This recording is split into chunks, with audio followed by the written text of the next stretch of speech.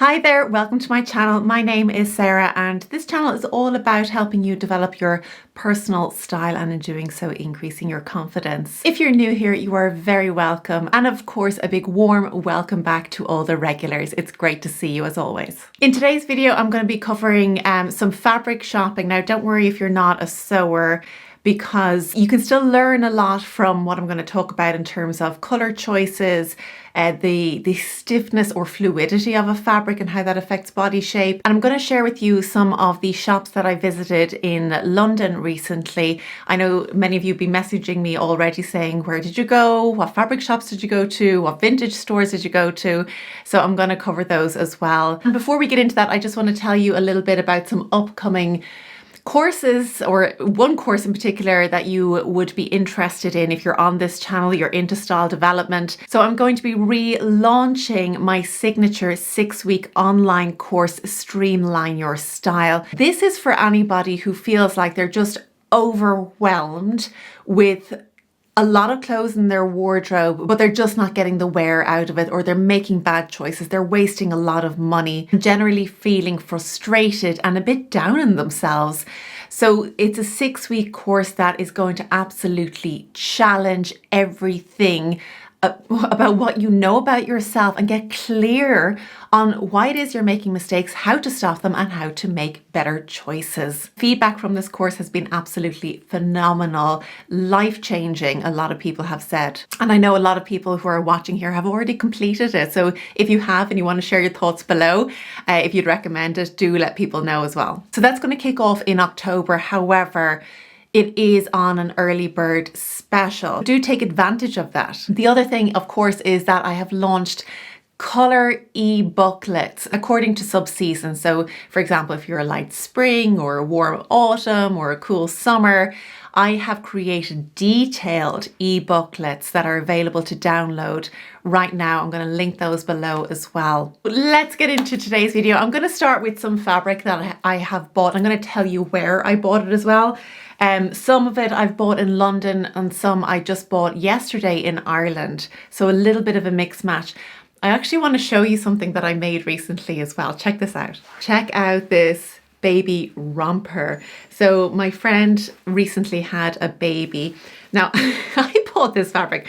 I thought it would be fine for a boy, but the more people I showed it to, they were like, no, Sarah, you can't put a boy in that. To me, I would put a boy in that. I don't know about anybody else, but it's this pattern I got, it's actually off the Great British Sewing Bee. It was a free pattern. It was the first kind of small scale item that I had made. It's a little crisscross button closure, an elasticated waistband, and then snap closures underneath for easy to change diapers or nappies, whatever you call them, wherever you are. So that was something I made on my Janome 5270 QDC. I actually, because I got so much feedback from people saying, no, Sarah, you can't put a boy in that, I actually went and bought more fabric, a kind of almost like a chambray denim type of fabric, and I remade the romper. I actually put the baby's name and date of birth on the inside of it, and I gave it to my friend only yesterday, and I think she was pretty happy with it, and that made me very happy. So that was a lovely thing to be able to do.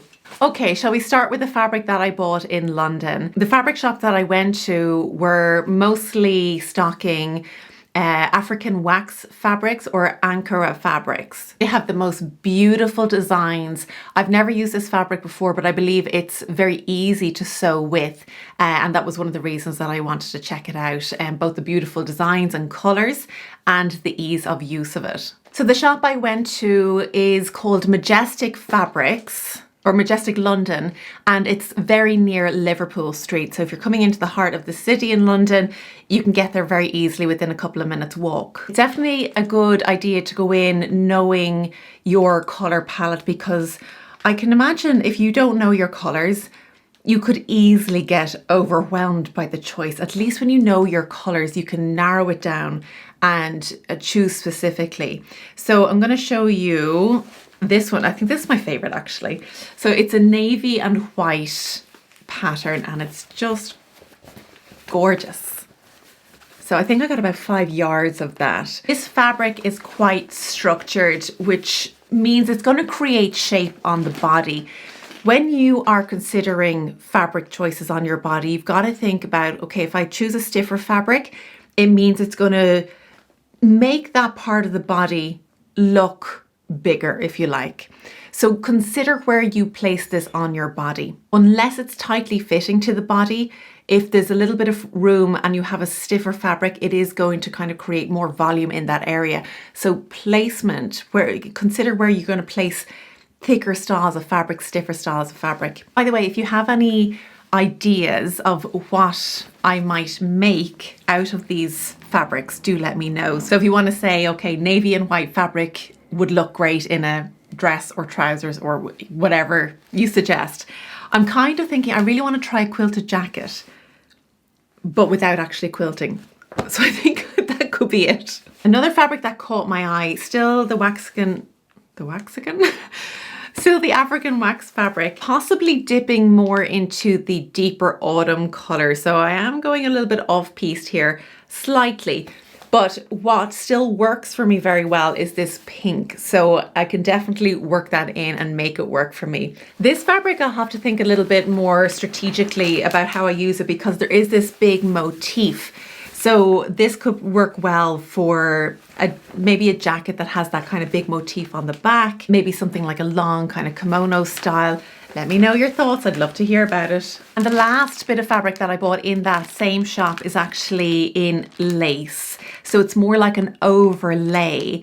And they had this beautiful lining. Unfortunately, they didn't have enough to give to me. So until I find some lining that could go under this is going to be gorgeous. I can imagine this is in a more formal style of a skirt. I think I'm going to have to really challenge my skills and upskill a little bit before I get to making something with that. But I just thought it was so pretty. I didn't want to leave it behind. Now back in Ireland, I went to the fabric outlet in Newbridge in County Kildare in Ireland. It's about an hour away from me here. And there's loads of fabrics here. Most of them are suited to upholstery fabrics. They do have dress fabrics, but not as much as the upholstery fabrics. It used to be €5 a metre for absolutely everything. Now that has changed. It is now €6 a metre in case you're in Ireland and you're thinking about going there. But let me show you what I found. Check out my pineapple fabric. How cool is that? So the green thread throughout this is kind of iridescent. It kind of catches the light. It's silky and it captures the light really well. Now this is, again, it's a thicker fabric. So I'm considering making a two-piece out of this. If you remember, those of you who have been watching a while, I made a two-piece in a white and purple. I'll put a picture in here just to remind you. But I'm kind of considering something like that. So kind of a crop top and possibly trousers. So I think that could look really nice for holidays. I just love the pineapple print. It's so much fun. This fabric I also love.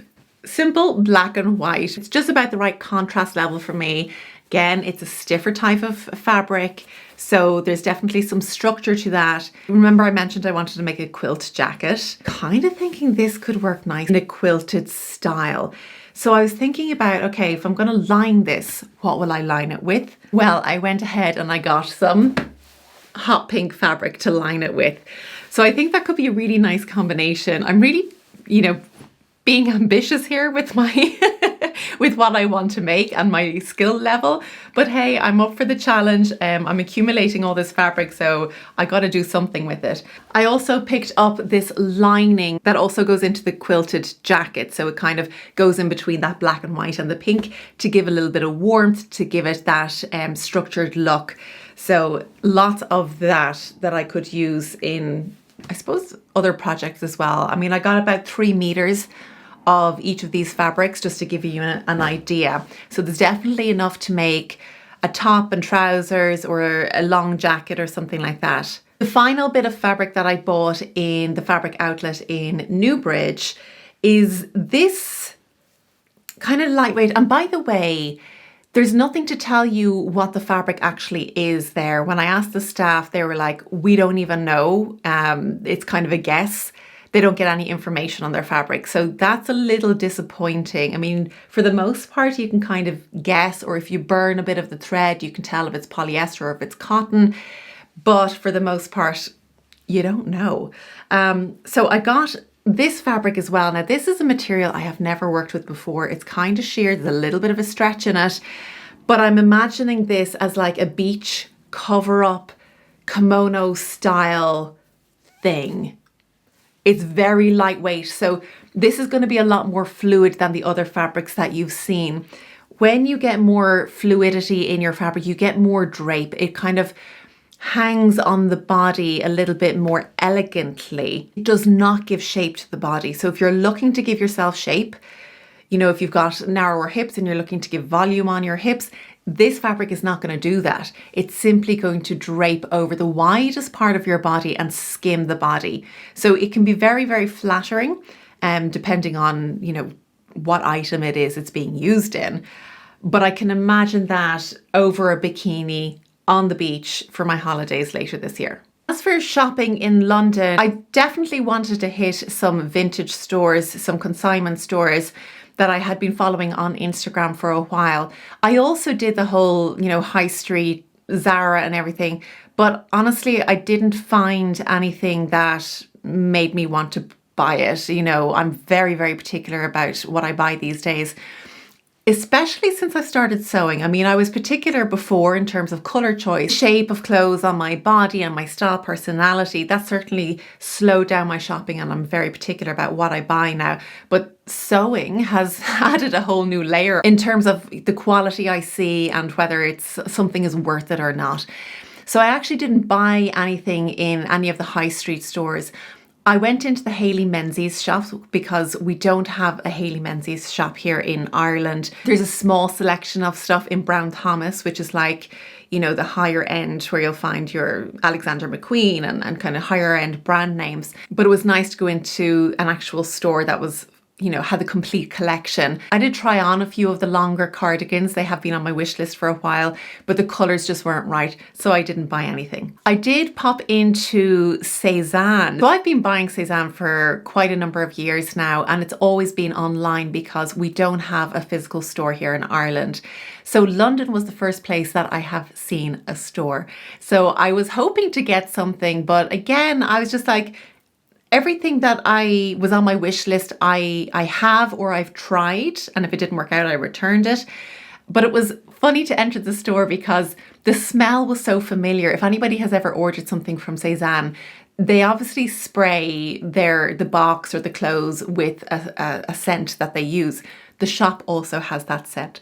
So it was really nice to go into the store and see all the items in person. I mean, there's nothing like shopping in person. There's a convenience to shopping online, but when you can do it in person, it is so much better. The area that I was staying in was Kensington, close to Notting Hill and Chelsea. So there was quite a number of consignment stores that had a lot of luxury and designer wear for secondhand prices. So some of the shops that I went to, one of them was called The Good Shop or Good. This was in Kensington. They had a nice collection. It's worth visiting, but as you know, with consignment stores and secondhand shops, you have to be very open-minded in terms of what you're going to buy because you just don't know what you're going to find. And of course, you might see something that you like, but it's only in one size and it may not be your size. And in this case, there was nothing there that caught my eye that was in my size. There was a charity shop right next to Good, and I'll try and find the name and I'll pop it in here. But they do charity shops really well, especially if you're hanging around those areas like Kensington and Chelsea. It's kind of more upmarket, and what's on offer there is different to other areas, let's say. I spent a morning in the V&A Museum and there's a lovely fashion piece there. It was so nice to see how style had changed throughout the years. I'd highly recommend giving yourself a few hours in the V&A if you're heading to London. There was also a Taylor Swift exhibition where a lot of her stage outfits and red carpet looks were on display, and there was an awful lot of Swifties around in the museum that day. Another high-end secondhand shop was called Loop Generation in Chelsea, and it was directly opposite the Chanel store. So that gives you an idea of what you might expect in that area. So it had all your designer handbags. On the ground floor, they had maybe something like Max Mara Weekend or something like that. And then upstairs, it was the kind of the very high-end designer stuff. Again, if you're lucky to find something in your colors, in your size, you may find a bargain there. On this occasion, I didn't find anything that really made me think I need to have that. Apart from popping into the shops, I also went through Notting Hill and walked up the Portobello Road. There's some really cool shops around that area as well. I stopped for something to eat in a place called the Holy Carrot, which is plant-based and kind of more on the fine dining side of eating, I suppose you could call it that. But food was really good. Another cool spot for eating, it was this beautiful courtyard in the Soho area. I went to Club Mexicana, which is another plant-based place. I didn't even realize when I sat down that it was completely plant-based, but it so happened it was, which is fine by me. The food was delicious and the atmosphere was really good in there. So there's lots of different restaurants in this little courtyard. I kind of stumbled upon it by accident and then had to stop and have something to eat. So definitely check that out. It's quite near Liberty, London. If you're in that kind of area around Regent Street, that was really good. I had to go see a West End show, of course, while I was in London, and I saw Book of Mormon, which is absolutely hilarious. It's not for everybody. It's not exactly the most PC thing. If you're easily offended, maybe avoid that one, but I thought it was hilarious. Another shop that I wanted to visit was called Consigned, Sealed and Delivered, which is a great name, or CSD. I had also been following them on Instagram for a while. So these are based in Battersea, in Battersea Power Station, which is an incredible building. It's now a shopping mall, but at one stage it was a power station. And Battersea Park is beautiful as well. I stopped there for brunch in the Pear Tree Cafe, another lovely spot. Their system for ordering and sitting down, not so clear, but anyway, the food was good, the atmosphere was good, to be able to sit outside in the sunshine was amazing. So that kind of sums up the last week or so, fabric shopping and what I've been making and my recommendations for London. If you have any questions about London, if I can help you with, I'll absolutely do that. But thank you all for your recommendations. I did do a shout out on Instagram for your recommendations for London, which really helped me out. So thank you for that. That's it for today's video. I hope you enjoyed it. If you did, please give it a thumbs up, subscribe to the channel, and I'll see you again next week with another video. Take care. Bye bye.